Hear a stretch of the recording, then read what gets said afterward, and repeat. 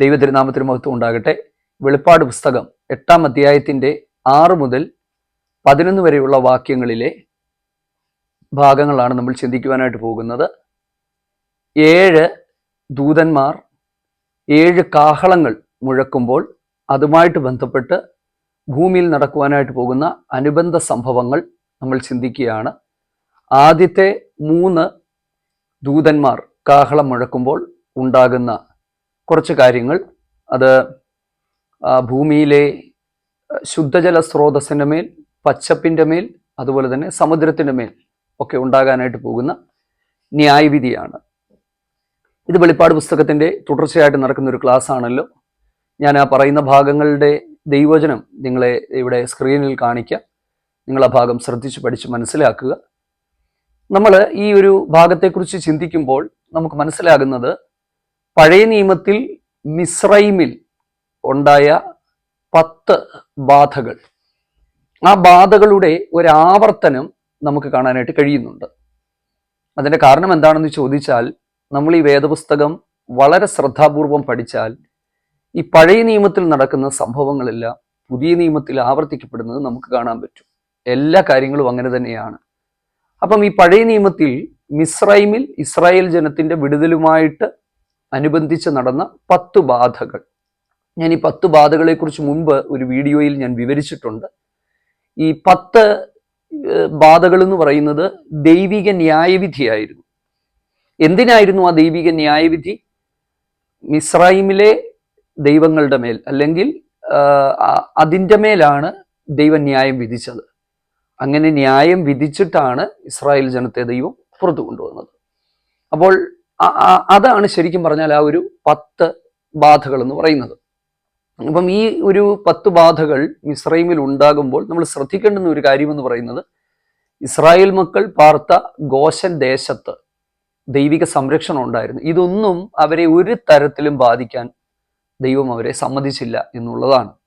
അപ്പം അതിൽ നിന്ന് തന്നെ നമ്മൾ മനസ്സിലാക്കേണ്ടുന്ന ഒരു കാര്യമെന്ന് പറയുന്നത്, ദൈവകൃപയ്ക്കകത്ത് നമ്മൾ മുമ്പോട്ട് പോകുമ്പോൾ കാൽവറി ക്രൂശിലെ ആ ഒരു യാഗത്തിൽ വിശ്വസിച്ചുകൊണ്ട് ഏറ്റെടുത്തുകൊണ്ട് മുമ്പോട്ട് പോകുന്നവരുടെ ജീവിതത്തിൻ്റെ അകത്ത് ഈ പറയുന്ന ന്യായവിധികൾ ബാധകമല്ല.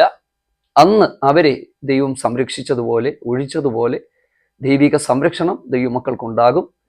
കർത്താവ് ക്രിസ്തുവിനോടുകൂടെ ആയിരിക്കും എന്നുള്ള ഒരു കാര്യം നമ്മൾ മറക്കരുത്. അതുകൊണ്ട് ഇത് ലോകത്തിന് മേലുള്ള ദൈവത്തിൻ്റെ ന്യായവിധിയാണ്. അത്രയും പറഞ്ഞുകൊണ്ട് ഞാൻ ആ ഭാഗം നിർത്തുകയാണ്. നമ്മൾ കഴിഞ്ഞ ആഴ്ചയിൽ 8-ാം അധ്യായത്തിൻ്റെ 1 മുതലുള്ള ഒരു ഭാഗങ്ങൾ നമ്മൾ ചിന്തിച്ചപ്പോൾ, വിശുദ്ധന്മാരുടെ പ്രാർത്ഥനയ്ക്ക് എങ്ങനെയാണ് ദൈവസന്നിധിയിൽ നിന്ന് മറുപടി പുറപ്പെടുന്നത് എന്നുള്ള ഒരു കാഴ്ച നമ്മൾ കാണുകയുണ്ടായി. അതിനുശേഷം നമ്മൾ ചിന്തിക്കുവാനായിട്ട് പോകുമ്പോൾ 8-ാം അധ്യായത്തിൻ്റെ 6-ാമത്തെ വാക്യം ഒന്ന് ശ്രദ്ധിക്കുക. 6-ാമത്തെ വാക്യത്തിൽ നമുക്ക് കാണാനായിട്ട് പറ്റുന്നത് ഇതാണ്: 7 കാഹളമുള്ള ദൂതന്മാർ കാഹളം ഊതുവാനായിട്ട് ഒരുങ്ങി നിന്നു എന്നാണ് കാണുന്നത്. വെളിപ്പാട് പുസ്തകത്തിൽ, പ്രത്യേകിച്ച് വെളിപ്പാട് പുസ്തകത്തിൽ, വേദപുസ്തകത്തിലെല്ലാം തന്നെ 7 എന്ന് പറയുന്ന സംഖ്യയ്ക്ക് ഒരു പ്രാധാന്യതയുണ്ട്. ആ പ്രാധാന്യത എന്താണെന്ന് ചോദിച്ചാൽ, 7 പൂർണ്ണതയെ കാണിക്കുന്നു. അതൊരു പൂർണ്ണതയാണ് 7 കാണിക്കുന്നത്. ഓക്കെ, ഞാൻ ആ 7-നെ കുറിച്ച് ഇത്രയും മാത്രമേ വിവരിക്കുന്നുള്ളൂ. പിന്നീട് എപ്പോഴെങ്കിലും അതിനെക്കുറിച്ച് പറയാം. അപ്പം 7 പൂർണ്ണതയാണ് 7 കാണിക്കുന്നത് എന്നുള്ളതാണ്. ഓക്കെ, അപ്പം ഇവിടെ 8-ാം അധ്യായത്തിൻ്റെ 7-ാമത്തെ വാക്യത്തിലേക്ക് നമുക്കൊന്ന് പോകാം. ആ വാക്യം ശ്രദ്ധിച്ചാൽ ഞാനിതാണ് പറഞ്ഞത്, മിസ്രൈമിൽ നടന്ന ആ ഒരു ന്യായവിധിയുടെ ആവർത്തനം നമുക്ക് കാണാനായിട്ട് പറ്റും. ശരിക്കും ആ ഒരു കാര്യം തന്നെയാണ് അത് വായിക്കുന്ന ഏതൊരാളുടെയും മനസ്സിലേക്ക് ഓടിയെത്തുന്നത്. എന്താണ്? 1-ാമത്തവൻ ഊതിയപ്പോൾ തീ കലർന്ന കൽമഴ, അതുപോലെ തന്നെ തീയ് ഭൂമിയിൽ വന്നിട്ട് ഭൂമിയിൽ 1/3 വെന്തുപോയി, വൃക്ഷങ്ങളിൽ 1/3 വെന്തുപോയി, എല്ലാ പച്ചപ്പുല്ലും വെന്തുപോയി എന്നുള്ളതാണ്. അപ്പം ഈ 7 കാഹളങ്ങൾ ഊതുമ്പോൾ സംഭവിക്കുന്ന ന്യായവിധി, ദൈവം ഇത്രയും ക്രൂരനാണോ ദുഷ്ടനാണോ എന്നൊക്കെ ചിന്തിക്കാൻ സാധ്യതയുണ്ട് ആദ്യമായിട്ട് കേൾക്കുന്നവർ. പക്ഷെ ഒരു കാര്യം ഞാൻ പറയാം, ഈ ഒരു കൃപായുഗം എന്ന് പറയുന്ന ഒരു കാലഘട്ടത്തിൻ്റെ അകത്ത് ന്യായം വിധിക്കാതെ ദൈവം, കർത്താവ് രക്ഷയ്ക്ക് വേണ്ടി കാത്തിരുന്ന്, അല്ലെങ്കിൽ ആരെങ്കിലും രക്ഷിക്കപ്പെടുന്നെങ്കിൽ അവർക്ക് വേണ്ടി ദൈവം വെയിറ്റ് ചെയ്ത് അവർക്ക് വേണ്ടി കാത്തിരുന്ന് അതിനുശേഷം ഏറ്റവും ഒടുവിൽ ഈ ഭൂമിയെ ശുദ്ധീകരിച്ച് ദൈവിക ഭരണത്തിൻ കീഴിലേക്ക് ആക്കി തീർക്കുന്നതാണ് വെളിപ്പാട് പുസ്തകം എന്ന് പറയുന്നത്. പിന്നീട് നമുക്ക് എന്താ പറയുന്നത്, ഒരു തരത്തിലുള്ള ഒരു കരുണയോ അല്ലെങ്കിൽ ആ ഒരു രീതി നമുക്ക് കാണാനായിട്ട് പറ്റില്ല. അതുകൊണ്ട് തന്നെയാണ് ഭൂമിയിൽ 1/3 വെന്തുപോയി, എല്ലാ പച്ചപ്പും പല്ലും വെന്തുപോയി എന്നുള്ളതാണ്. ഇത്തരത്തിലുള്ള ബാധകൾ ഫറവോന്റെ മിസ്രൈമ്യ ദേശത്ത് യഹോവയാം ദൈവം അയച്ചിട്ടുണ്ട് എന്നുള്ളത് നമുക്ക് മനസ്സിലാക്കാനായിട്ട് പറ്റും. എന്തിനേറെ പറയുന്നു, നമ്മൾ കുറച്ച് വർഷങ്ങളായി മാധ്യമങ്ങളിലും വാർത്തകളിലുമൊക്കെ ഇത്തരത്തിലുള്ള ഒരുപാട് വാർത്തകൾ നമ്മൾ കാണുന്നുണ്ട് ഇല്ലേ? രക്തമഴ, കിണറ്റിലെ വെള്ളം ചുവപ്പായി തീർന്നത്, ഇങ്ങനെയുള്ള കാര്യങ്ങൾ നമുക്ക് കാണാനായിട്ട് നമുക്ക് പറ്റുന്നുണ്ട്. അപ്പോൾ അങ്ങനെയുള്ള കാര്യങ്ങൾ കുറച്ചധികം വർഷങ്ങളായി നമ്മൾ തന്നെ നമ്മുടെ പ്രകൃതിയിൽ കാണുന്നത് കൊണ്ട് ഇത്തരത്തിലുള്ള ഒരു പ്രതിഭാസം ഇനിയും അതിൻ്റെ ഒരു ഭയാനകമായ അവസ്ഥയിലേക്ക് എത്തിച്ചേരുമെന്നുള്ളത് നിസ്സംശയം നമുക്ക് പറയാം. കാരണം അത് ഇവിടെ എഴുതിയിട്ടുണ്ട് എന്നുള്ളതാണ്. അതുമാത്രമല്ല, ഭൂമിയിലെ പച്ചപ്പുല്ല് അതുപോലെ തന്നെ വൃക്ഷങ്ങളെല്ലാം വെന്തുപോയി എന്ന് പറയുമ്പോൾ നമുക്ക് ഒരു കാര്യം മനസ്സിലാകും, രൂക്ഷമായ ഒരു ഭക്ഷ്യക്ഷാമത്തിലേക്ക് ഇത് കൊണ്ടെത്തിക്കുവാനായിട്ടുള്ള സാധ്യതകളുണ്ട് എന്നുള്ളതാണ്. എന്ന് പറഞ്ഞാൽ നമുക്കറിയാം, ഒരു വലിയ ഭക്ഷ്യക്ഷാമം തന്നെ ലോകത്തിൽ ഇതുമായിട്ട് അനുബന്ധിച്ചുണ്ടാകും. അപ്പം ഇതാണ് ഒന്നാമത്തെ ദൂതൻ കാഹളം ഊതുമ്പോൾ സംഭവിക്കുന്നത്. അടുത്തത് 8-9 വാക്യങ്ങളിൽ കാണുന്ന രണ്ടാമത്തെ ദൂതൻ കാഹളം ഊതുമ്പോൾ സംഭവിക്കുന്ന ഒരു കാര്യമാണ്. അപ്പം അവിടെ 8ാമത്തെ വാക്യത്തിൽ എഴുതിയിരിക്കുന്നത് രണ്ടാമത്തെ ദൂതൻ ഊതി എന്നാണ് ഇല്ലേ? അപ്പോൾ തീ കത്തുന്ന വൻമല പോലെ ഒന്ന് സമുദ്രത്തിലേക്ക് എറിഞ്ഞ് സമുദ്രത്തിൽ 1/3 രക്തമായി തീർന്നു എന്ന് നമുക്ക് കാണാനായിട്ട് പറ്റും. അപ്പൊ സമുദ്രത്തിന് മേലുള്ള ദൈവിക ന്യായവിധിയാണ് എന്നുള്ളതാണ്.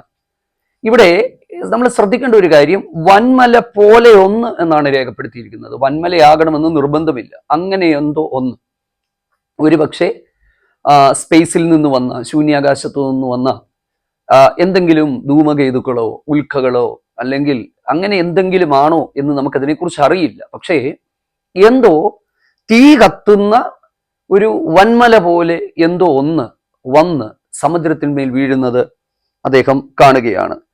കപ്പലുകളിൽ 1/3 നശിപ്പിക്കപ്പെട്ടു പോയി, സമുദ്രത്തിൽ പ്രാണനുള്ള സൃഷ്ടികളിൽ 1/3 ചത്തുപോയി എന്നുള്ളതാണ്. അപ്പൊ ശരിക്കും പറഞ്ഞാൽ കടലിന്മേലുള്ള ആ ഒരു ദൈവിക ന്യായവിധിയാണ്. ഇനിയും അതിനോട് ചേർന്ന് തന്നെ ഒരു കാര്യം കൂടെ ഞാൻ പറയാം. ഞാൻ ഇരിക്കുന്നത് കുവൈറ്റിലാണ്.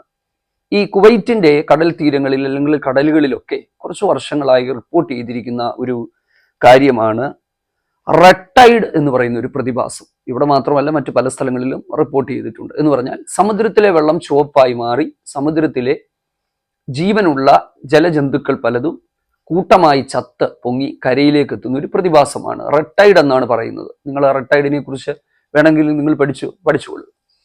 അപ്പം ഈ ഒരു റെഡ് ടൈഡുമായിട്ട് ബന്ധപ്പെട്ട് ചിലർ ഇതിനെ കണക്കാക്കി പറയുന്നുണ്ട്, അങ്ങനെ ഒരു പ്രതിഭാസം. പക്ഷെ ഇതിൻ്റെ അകത്തൊരു വ്യത്യാസം എനിക്ക് മനസ്സിലായത്, റെഡ് ടൈഡ് എന്ന് പറയുന്നത് ഒരു ആൽഗൽ ബ്ലൂമാണ്. ഞാൻ ഞാൻ ഡിഗ്രിക്ക് പഠിച്ച സമയങ്ങളിൽ സുവോളജി പഠിച്ചതുകൊണ്ട് അതിനെക്കുറിച്ച് എനിക്ക് കുറച്ച് പറയാനായിട്ട് പറ്റും. അപ്പൊ ഇതും ഒരു ശരിക്കും പറഞ്ഞാൽ ഒരു ജാലം തന്നെയാണ് ഈ ആൽഗ എന്ന് പറയുന്നത്. അപ്പം ഇത്തരത്തിലുള്ള വിഷമുള്ള ആൽഗകൾ അല്ലെങ്കിൽ ഇത്തരത്തിലുള്ള ഇത് വളർച്ച പ്രാപിച്ച് അല്ലെങ്കിൽ അത് വളർന്ന് അത് സ്പ്രെഡ് ആയതിനു ശേഷമാണ് അത് പ്രൊഡ്യൂസ് ചെയ്യുന്ന, അത് ഉൽപ്പാദിപ്പിക്കുന്ന അപകടകരമായ വിഷവസ്തുക്കൾ നിമിത്തമാണ് ഈ സമുദ്രത്തിലെ ജീവജന്തുക്കൾ, മത്സ്യങ്ങൾ അടക്കമുള്ള ഈ സമുദ്ര ജീവജാലങ്ങൾ ചത്തുപൊങ്ങി കരക്കടിയുന്നത്. അപ്പം അതുമായിട്ട് ബന്ധപ്പെട്ട് പറയുന്നുണ്ട്. പക്ഷെ അത് തന്നെയാണോ ഇതെന്ന് നമുക്ക് ഉറപ്പ് പറയാനായിട്ട് പറ്റില്ല. കാരണം സമുദ്രം രക്തമായി തീരുന്നു എന്ന് പറയുമ്പോൾ ഒരു പക്ഷേ എന്തെങ്കിലുമൊക്കെ ഒരു കെമിക്കലുകൾ അല്ലെങ്കിൽ അത്തരത്തിൽ ഉള്ള അപകടകരമായ രാസവസ്തുക്കൾ സമുദ്രത്തിൽ കലർന്നത് മൂലം സമുദ്രത്തിന്റെ വെള്ളം ചുവപ്പായി തീരുകയും കപ്പലുകൾ നശിപ്പിക്കപ്പെടണമെങ്കിൽ അത്ര തരത്തിലുള്ള വലിയ പ്രതിഭാസമാണ് അവിടെ ഉണ്ടാകുന്നത്. അതെന്താണെന്ന് നമുക്ക് കൃത്യമായിട്ട് അറിയില്ല. പക്ഷെ അത് ഉണ്ടാകും എന്ന് തന്നെയാണ് ദൈവവചനത്തിന്റെ അകത്ത് രേഖപ്പെടുത്തിയിരിക്കുന്നത്. അടുത്തത് 3ാമത്തെ കാഹളമാണ്. 8ാം അധ്യായത്തിന്റെ 10 മുതൽ 11 വരെയുള്ള വാക്യങ്ങൾ ശ്രദ്ധിക്കുമ്പോൾ 3ാമത്തെ ദൂതൻ ഊതുമ്പോൾ ദീപം പോലെ ജ്വലിക്കുന്ന ഒരു നക്ഷത്രം ആകാശത്തു നിന്ന് വീണ് നദികളിലും മേലും നീരുറവുകളിലും വീണു. അതിന് കാഞ്ഞിരം എന്നൊരു പേരുണ്ട്. വെള്ളം കയ്പായിരുന്നതിനാൽ പലരും മരിച്ചുപോയി എന്ന് നമുക്ക് കാണാനായിട്ട് പറ്റുന്നുണ്ട്. അപ്പൊ രസകരമായ വസ്തുത, ഈ വീണ നക്ഷത്രത്തിന്റെ പേര് കാഞ്ഞീരം എന്നാണ്. അടുത്തത്, ഇത് വീണ് മനുഷ്യർക്ക് ശുദ്ധജലം കുടിക്കാനായിട്ട് കഴിയാതെ ശുദ്ധജല സ്രോതസ്സുകളെല്ലാം തന്നെ മലിനമായി തീർന്ന് കയ്പുള്ള വെള്ളമായി തീർന്നു എന്ന് നമുക്ക് മനസ്സിലാക്കാനായിട്ട് പറ്റും. അപ്പം ഇതുമായിട്ട് ബന്ധപ്പെട്ട് നമുക്ക് ചിന്തിക്കാനായിട്ട് പറ്റുന്ന ചില കാര്യങ്ങൾ കൂടി ഞാൻ വേഗത്തിൽ നിങ്ങളോട് പറയാം. നമ്മുടെ രക്ഷകനായ കർത്താവായ യേശു ക്രിസ്തു കാൽവറിയിൽ ക്രൂശിൽ ദാഹിച്ച് കേഴുമ്പോൾ ഒരല്പം വെള്ളം ചോദിച്ചപ്പം ഈ ലോകം ആ കർത്താവിന് കൊടുത്തത് കയ്പ് നീരാണ്. അത് കുടിക്കാൻ പോലും കഴിയാത്ത തരത്തിൽ ഉള്ള ഒരവസ്ഥയാണ് നമ്മൾ ആ ക്രൂശിൽ കാണുന്നത്. അങ്ങനെ ഈ ലോകരക്ഷകനായവന് ഈ ലോകം കയ്പ് വെള്ളം കൊടുത്തെങ്കിൽ ഈ ലോകത്തെ കയ്പ് വെള്ളം കുടിപ്പിക്കുന്നത് ഒരു ദൈവിക നീതിയുടെ ഭാഗമാണെന്ന് നമുക്ക് മനസ്സിലാക്കാനായിട്ട് പറ്റും.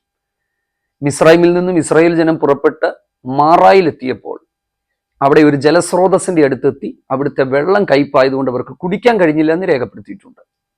അപ്പോൾ അവിടെ ആ വെള്ളം അവർ കുടിക്കാൻ പറ്റാതിരുന്നത് കൊണ്ട് ദൈവത്തോട് അപേക്ഷിച്ചപ്പോൾ ഒരു വൃക്ഷം വെട്ടിയിട്ട് ആ കയ്പിനെ മധുരമാക്കി, അല്ലെങ്കിൽ അവർക്ക് കുടിക്കാനായിട്ട് പറ്റിയെന്ന് നമ്മൾ കാണുന്നുണ്ട്. അപ്പോൾ കയ്പുള്ളതിനെ മധുരമാക്കാനും മധുരമായതിനെ കയ്പാക്കാനും ദൈവത്തിന് കഴിയും. ഇനിയും അടുത്തത്, കയ്പ് കുടിച്ച് ഒരുപാട് പേര് മരിച്ചു എന്ന് പറയുമ്പോൾ പഴയ നിയമത്തിലെ 2 ഭാഗങ്ങൾ അതിനോട് ചേർത്ത് പറഞ്ഞിട്ട് ഞാൻ ഈ ഒരു ക്ലാസ് അവസാനിപ്പിക്കുകയാണ്. ഒന്നാമത്തേത്, ന്യായപ്രമാണ ലംഘികളെ കയ്പ് വെള്ളം കുടിപ്പിക്കുമെന്ന് പ്രവാചകനായ യിരെമ്യാവ് പ്രവചിച്ചിട്ടുണ്ട്. അത് രേഖപ്പെടുത്തിയിരിക്കുന്നത് 9-ാം അധ്യായം 13 മുതൽ 15 വരെയുള്ള വാക്യങ്ങളിലാണ്. ആ ഭാഗം നമ്മളൊന്ന് ശ്രദ്ധിച്ചു നോക്കിയാൽ അവിടെ എഴുതിയിരിക്കുന്നത് എന്താണെന്നറിയാമോ?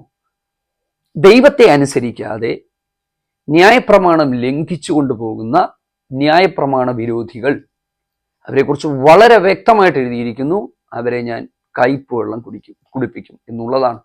അപ്പൊ ഈ അനുസരണം കെട്ടവർക്കും പിന്നെ എന്താ പറയുന്നത്, ദൈവകൽപ്പനകളെ ബോധപൂർവം ലംഘിക്കുന്നവർക്കും ഉള്ള ദൈവിക ശിക്ഷാവിധിയാണ് കയ്പ് വെള്ളം കുടിപ്പിക്കുക എന്ന് പറയുന്നത്. നമ്പർ 1. രണ്ടാമത്തെ ഒരു ഭാഗം എന്ന് പറയുന്നത്, സംഖ്യാപുസ്തകത്തിലേക്ക് വരുമ്പോൾ അവിടെ 5-ാം അധ്യായത്തിന്റെ 11 മുതലുള്ള വേദഭാഗങ്ങളിൽ വളരെ രസകരമായ ഒരു ഭാഗം രേഖപ്പെടുത്തിയിട്ടുണ്ട്. നിങ്ങളത് മുഴുവനും ഒന്ന് കേൾക്കണം. അവിടെ ഈ പാതിവൃത്യ സംശയം എന്ന് പറയുന്ന ഒരു കാര്യത്തെക്കുറിച്ചാണ്. എന്ന് പറഞ്ഞാൽ, ഒരു പുരുഷന് ഒരു സ്ത്രീയെ സംശയം തോന്നി എന്ന് പറഞ്ഞാൽ അവൾ മറ്റൊരു പുരുഷന്റെ കൂടെ പോയി ജീവിച്ചു, തെളിവില്ല. ഈ ഒരു കാര്യത്തിന് ഭർത്താവിന് അവിടെ എഴുതിയിരിക്കുന്ന പദം എന്ന് പറയുന്നത് ശങ്കാവിഷയമെന്നാണ്. അപ്പം നിങ്ങളതൊന്ന് വായിച്ചു നോക്കുക. അപ്പം അവിടെ രേഖപ്പെടുത്തിയിരിക്കുന്നത്, ഒരു ഭർത്താവിന് ഒരു സ്ത്രീയിൽ ഒരു സംശയരോഗം ഉണ്ടായി, ശങ്കാവിഷയം ഉണ്ടായി, തെളിവില്ല, ഒന്നുമില്ല. ഈ സ്ത്രീയെ പോയിട്ടുണ്ടോ പോയിട്ടില്ലയോ ഒന്നും അറിയില്ല. അപ്പൊ ഇസ്രായേലിൽ ഇതൊരു വലിയ കുറ്റം തന്നെയാണ്. ദൈവം എന്താ പറയുന്നത്, ദൈവം വെറുക്കുന്നൊരു പാപമാണ് ഇങ്ങനെ ഒരു പാപം. അപ്പൊ ഇങ്ങനെയുള്ള ഒരു സ്ത്രീക്ക് സംശയം തോന്നി, ദൈവസന്നിധിയിലേക്ക് കൊണ്ടുവരികയാണ്, പുരോഹിതന്റെ അരികിലേക്ക് കൊണ്ടുവരികയാണ്. എന്താണ് ഇവളെ ചെയ്യേണ്ടുന്നത്? നമുക്കറിയില്ല, എന്താ ഇതിന് തെളിയിക്കാൻ പറ്റില്ലല്ലോ. അന്നേരം അത് തെളിയിക്കാൻ ഒരു മാർഗം അവിടെ രേഖപ്പെടുത്തിയിട്ടുണ്ട്. എന്താണെന്നറിയാമോ? ഞാനത് മുഴുവനും പറയുന്നില്ല, ചുരുക്കി പറയാം. ഇങ്ങനെ ഒരു ഭർത്താവ് ഒരു സ്ത്രീയെ സംശയരോഗത്താൽ പിടിച്ചുകൊണ്ട് ദൈവസന്നിധിയിലേക്ക് കൊണ്ടുവരുമ്പോൾ പുരോഹിതൻ കുറച്ച് കർമ്മങ്ങൾ അവിടെ ചെയ്യണം, അത് രേഖപ്പെടുത്തിയിട്ടുണ്ട്. അതിനകത്ത് ഒരു പ്രധാനപ്പെട്ട കാര്യം, ഒന്ന്, ഇവളുടെ മുടി അഴിച്ചിടുക എന്നുള്ളതാണ്. മുടി മൊത്തം അഴിച്ചിട്ടിട്ട് കുറേ കാര്യങ്ങൾ അവിടെയുണ്ട്. ഒരു ചെറിയ യാഗത്തിന്റെ കാര്യമൊക്കെ ഉണ്ട്, അതൊന്നും ഞാൻ പറയുന്നില്ല. അപ്പം ഒരു പാത്രത്തിൻ്റെ അകത്ത് കയ്പുള്ള വെള്ളം, വിഷമായ, അവിടെ തിരുനിവാസത്തിലെ പൊടി എടുത്തിടണമെന്നൊക്കെ പറയുന്നുണ്ട്. എന്നിട്ട് ഇത് ഈ സ്ത്രീയെ കുടിപ്പിക്കണമെന്നാണ്. ഇവളെ കുടിപ്പിക്കണം. ശാപകരമായ വചനങ്ങൾ എഴുതി അതിൻ്റെ അകത്ത് കഴുകി അതവളെ കുടിപ്പിക്കണം. 2 കാര്യമാണ് സംഭവിക്കുന്നത്. ഒന്ന്, ഇവൾ തെറ്റ് ചെയ്തിട്ടുണ്ടെങ്കിൽ ഇവളുടെ നിതംബം ക്ഷയിച്ച് വയറു വീർത്ത് മരിച്ചു. ഇനിയും ഇവൾ തെറ്റ് ചെയ്തിട്ടില്ലെങ്കിൽ ഈ വെള്ളം എന്താണ് സംഭവിക്കുന്നതെന്നറിയാമോ? അവൾക്ക് എന്താ പറയുന്നത്, പിന്നീട് അവൾക്ക് വർധനവിന് ഇടയായിത്തീരും, അല്ലെങ്കിൽ അവളുടെ കുടുംബത്തിന് അത് അനുഗ്രഹമായി തീരും. ഗർഭം നൽകുമെന്ന് പറഞ്ഞു. ഗർഭം നൽകുമെന്ന് പറഞ്ഞാൽ അതിൻ്റെ അർത്ഥം എന്താ പറയുന്നത്, അനുഗ്രഹം ഉണ്ടാകും എന്നുള്ളതാണ്. ഇപ്പം നിങ്ങളൊന്ന് ചിന്തിച്ച് നോക്കിക്കുക. ഒരൊറ്റ ഒരൊറ്റ വെള്ളം ഒരു സ്ഥലത്ത് തന്നെ രണ്ട് രീതിയിൽ പ്രവർത്തിക്കുകയാണ്. മനസ്സിലായോ? അപ്പം ദൈവത്തിന് സ്തോത്രം. എൻ്റെ പ്രിയപ്പെട്ടവരെ, ദൈവസന്നിധിയിൽ നമ്മൾ നേരോടെ നിന്നാൽ നമുക്കൊന്നും ദോഷത്തിനായി തീരില്ല. നമുക്കെല്ലാം ദൈവം നന്മയ്ക്കാക്കി തീരും. അത് ശാപകരമായതാണെങ്കിലും കയ്പ് വെള്ളമാണെങ്കിലും അത് നമ്മുടെ ജീവിതത്തിൽ ദൈവം അനുഗ്രഹമാക്കി തീർക്കുന്ന ഒരു ദൈവമാണ്. കർത്താവ് നിങ്ങളെല്ലാവരെയും സഹായിക്കട്ടെ. തുടർന്നും ഇതിൻ്റെ ബാക്കി ഭാഗങ്ങൾ ഒരാഴ്ച കഴിയുമ്പോൾ നമുക്ക് ബാക്കി പഠിക്കാം. ആമേൻ. God bless U.